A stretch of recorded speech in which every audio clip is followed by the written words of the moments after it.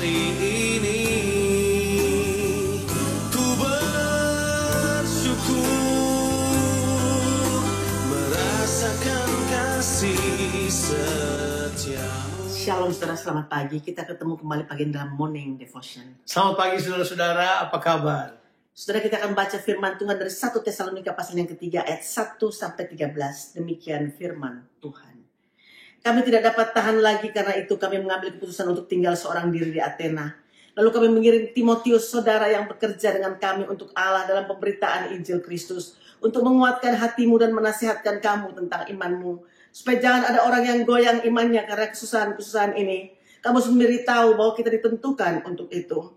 Sebab juga waktu kami bersama-sama dengan kamu, telah kami katakan kepada kamu bahwa kita akan mengalami kesusahan. Dan hal itu seperti kamu tahu telah terjadi. Itulah sebabnya maka aku, karena tidak dapat tahan lagi, telah mengirim dia supaya aku tahu tentang imanmu. Karena aku khawatir kalau kamu telah dicobai oleh si penggoda, dan kalau usaha kami menjadi sia-sia. Tapi sekarang setelah Timotius datang kembali dari kamu dan membawa kabar yang menggembirakan tentang imanmu dan kasihmu, dan bahwa kamu selalu menaruh kenang-kenangan yang baik akan kami dan ingin untuk berjumpa dengan kami, seperti kami juga ingin untuk berjumpa dengan kamu. Maka kami juga saudara-saudara dalam segala kesesakan dan kesukaran kami menjadi terhibur oleh kamu dan oleh imanmu. Sekarang kami hidup kembali, asal saja kamu teguh berdiri di dalam Tuhan.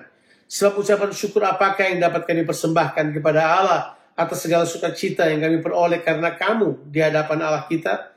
Siang malam kami berdoa sungguh-sungguh supaya kita bertemu muka dengan muka dan menambahkan apa yang masih kurang pada imanmu.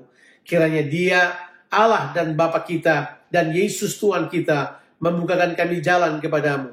Dan kiranya Tuhan menjadikan kamu bertambah-tambah dan berkelimpahan dalam kasih seorang terhadap yang lain dan terhadap semua orang, sama seperti kami juga mengasihi kamu.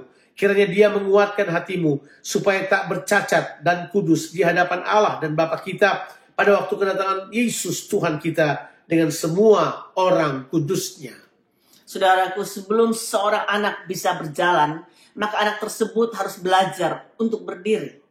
Dan setelah anak itu dapat berdiri, barulah dia dapat berjalan. Sebagai orang tua rohani dari gereja di Tesalonika, Paulus sadar bahwa dia harus melakukan tindakan yang tepat untuk menolong jemaat baru ini untuk berdiri dan berjalan. Paulus tidak dapat langsung menjumpai mereka karena dia harus dengan tergesa-gesa meninggalkan Tesalonika karena penganiayaan yang sedang terjadi. Itulah sebabnya Paulus melakukan tindakan-tindakan pendampingan. Saudara, kunci pendampingan di masa sukar adalah untuk menetapkan landasan untuk bertumbuh, yaitu dengan menguatkan hati dan juga meneguhkan iman, supaya jangan ada yang goyah imannya. Karena apa, saudara? Karena sedang terjadi kesusahan dan penderitaan. Tapi saya mau katakan kepada saudara, luar biasa bahwa mereka tetap bertumbuh dalam iman.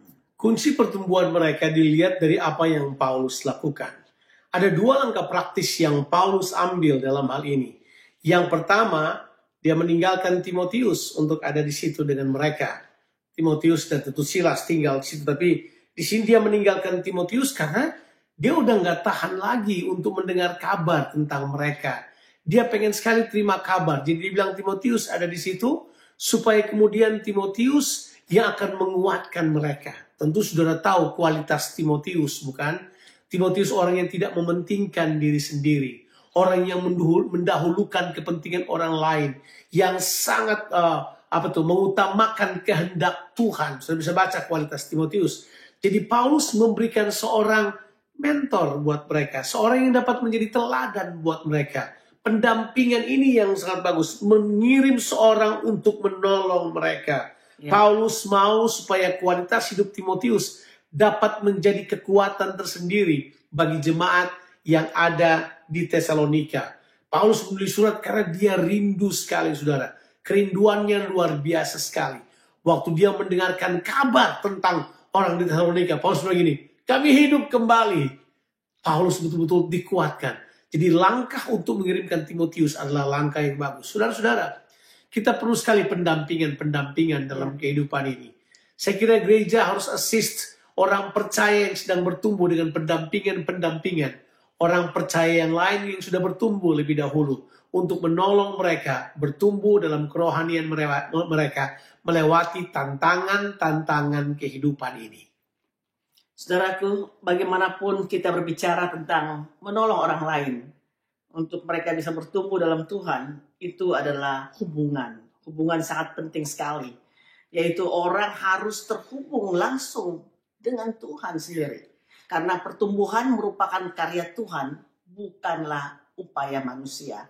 Seperti dalam firman Tuhan katakan, Apolos menanam, Paulus menyiram, tapi Tuhanlah yang memberi pertumbuhan. Ya, Paulus mengetahui bahwa hanya Tuhan yang dapat memberi pertumbuhan kepada jemaat di Tesalonika.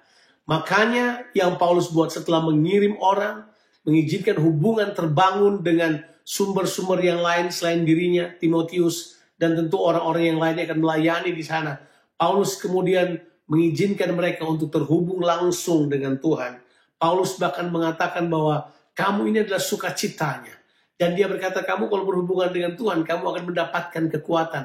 Karena Tuhan langsung yang akan menguatkan kamu, menopang kamu, dan membawa pertumbuhan dalam kehidupanmu. Saudara bisa baca itu di ayat-ayat yang terakhir yang kita baca tadi.